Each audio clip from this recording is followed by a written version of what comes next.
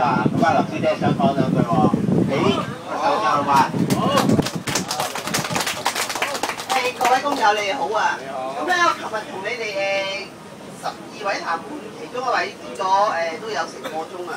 咁傾完之後咧，佢問我貴姓，咁咧我就想介紹下我自己先。咁我以為即係你哋都識我嘅，咁我唔知道你哋個工頭唔識我嘅。咁我係以前保良局嘅總理林依麗，我又以前擔任過仁濟醫院總理。我又係小龍群益會嘅唔知常委點咩，我唔記得咗啦。就幫我公益金都係委員咁樣嘅。咁我都做好多慈善公益㗎。咁但係咧，不嬲工會嗰啲罷工咧，我從來冇介入過嘅。尤其是國泰嗰度，我冇介入過嘅。可能我覺得唔公道啊，國泰，我覺得係年年都罷工嘅。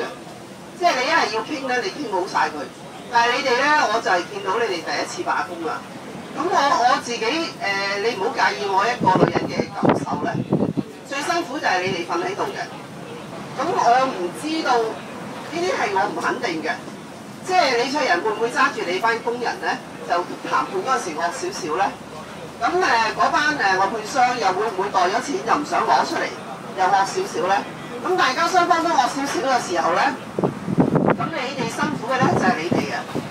咁我如果去談判咧，始終即係我係女人，佢唔會對我惡冇用㗎。我又唔係工會，我攞咗又冇着數嘅，我又唔需要攞選票嘅，因為我又唔需要即係呢啲。我琴日都講咗俾你聽，我希望我個仔第日有機會做老闆嘅，對啲伙計好啲咁解啫嘛。